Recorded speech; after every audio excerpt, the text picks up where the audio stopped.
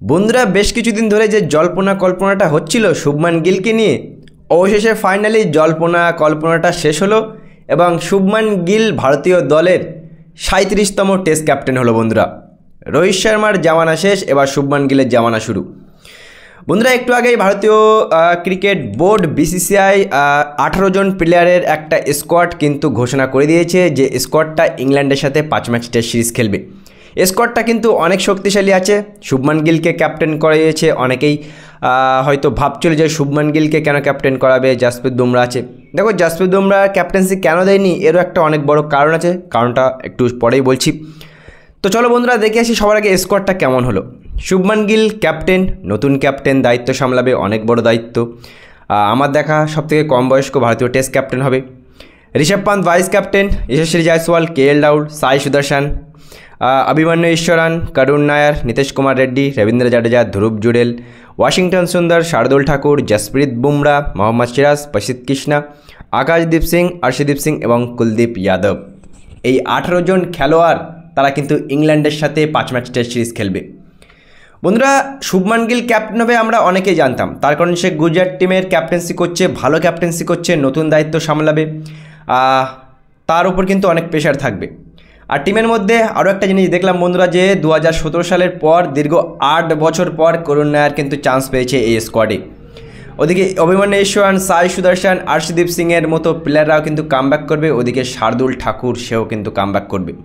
দেখো বন্ধুরা আমরা জানি যে বিরাট কোহলি অবসরের পর আমরা অনেকখানি রেগেছিলাম, আমরা অনেকখানি গালা দিচ্ছি যে হ্যাঁ বিরাট কোহলির সাথে বেইমানি হয়েছে। এখনও বলবো যে ভাই বিরাট কোহলির সাথে বেইমানি হয়েছে, কিন্তু তাই বলে এই না যে আমরা আমাদের টিমকে গালাগালি দেবো। আমরা কামনা করব ভগবানের কাছে যে ভারত যেন শুভমান গিলের ক্যাপ্টেন্সিতে ইংল্যান্ডে হেরে যায়, কখনোই না ভাই। সবার আগে মনে রাখতে হবে আমরা ভারতীয়, আমরা আমাদের টিমের পাশে সবসময় থাকি। শুভমান গিল হয়তো ইংল্যান্ড টেস্ট সিরিজে অনেক কঠিন পরীক্ষা হবে, হয়তো যদি ভারত হেরেও যায় শুভমান গিলকে কিন্তু ক্রিটিসাইজ করবে না ভাই। শুভমান গিলকে অ্যাজ এ ক্যাপ্টেন মিনিমাম 5 থেকে 6টা টেস্ট সিরিজের পরে তোমরা ক্রিটিসাইজ করো, ক্রিটিসাইজ করো না, যাতে আগামী এত ট্রোল করা করো না যাতে খেলোয়াড়টার ক্যারিয়ারই নষ্ট হয়ে যাক। রোহিত শর্মার যুগের শেষ, শুভমান গিলের যুগ শুরু। একটা নতুন ইয়ং ছেলে ভারতীয় দলের ক্যাপ্টেন্সি করবে, এটা কিন্তু অনেকই ভালো একটা সাইন বন্ধুরা। আর যে ইংল্যান্ড কিন্তু অনেক কঠিন একটা প্রতিপক্ষ। আমরা অস্ট্রেলিয়াতে গিয়ে অস্ট্রেলিয়ায় 2বার টেস্ট সিরিজ জিতেছি, কিন্তু ইংল্যান্ডে গিয়ে কখনোই জিতিনি। হ্যাঁ একবার 2-1 এগিয়েছিলাম, টেস্ট সিরিজটা জিততে পারতাম, কিন্তু আইপিএলের জন্য লাস্ট টেস্ট ম্যাচটা খেলেনি ভারতীয় দল। সুতরাং অফিসিয়ালিভাবে আমরা ইংল্যান্ডের মাটিতে কখনোই টেস্ট সিরিজ জিতিনি। দেখো আমাদের এই যে টিমটা আজকে 18 জন প্লেয়ারের স্কোয়াড ঘোষণা হয়েছে, স্কোয়াডে কিন্তু সব আছে। জাসপ্রীত বুমরার মতো বলার আছে, মোহাম্মদ সিরাজ, প্রসিদ্ধ কৃষ্ণার মতো বলার, কুলদীপ যাদব, বাহাতি অর্শদীপ সিং, ইংল্যান্ডে কাউন্টি খেলে কিন্তু তারও অনেক অভিজ্ঞতা আছে বন্ধুরা। বোলিংয়ে অনেক ভালো আছে, অলরাউন্ডারে জাডেজা আছে, নীতিশ কুমার রেড্ডির মতো প্লেয়ার আছে, ওয়াশিংটন সুন্দরের মতো প্লেয়ার আছে। ওপেনিংয়ে আমরা কেএল রাহুলকেও দিয়েও করাতে পারি, ওদিকে জয়সওয়াল আছে। এক্সপিরিয়েন্সের দিক থেকে সাই সুদর্শন ইংল্যান্ডের ডোমেস্টিক ক্রিকেটে প্রত্যেকটা গ্রাউন্ডে খেলেছে। সুতরাং স্কোয়াডটা কিন্তু অনেক ব্যালেন্স, অনেক শক্তিশালী বন্ধুরা। হয়তো অনেকে ভাবছিল যে বিরাট কোহলিকে নেয়নি বলে আমি হয়তো গালাগালি দেবো, কিন্তু না ভাই, টিমটা যেহেতু ভারতীয় সবসময় সাপোর্ট করব। বন্ধুরা স্কোয়াডটা তোমাদের কেমন লাগলো? শুভমান গিলকে ক্যাপ্টেন্সির দায়িত্ব দেওয়াতে কি ভারতীয় দল আগামী দিনে ভালো কিছু করবে, ইংল্যান্ডে ভালো কিছু করবে?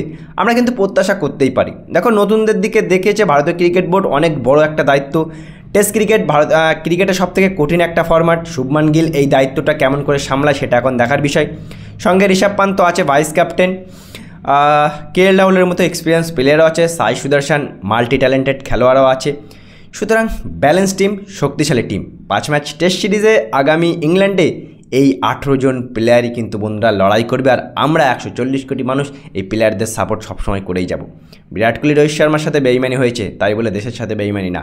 শুভমান গিলের নেতৃত্বে আমরা সবসময় চাইব ভারতীয় দল ইংল্যান্ডে যাতে ভালো কিছু করুক। বন্ধুরা ভারতীয় দলের নতুন ক্যাপ্টেন শুভমান গিল সম্পর্কে তোমাদের মতামত অবশ্যই জানাবে।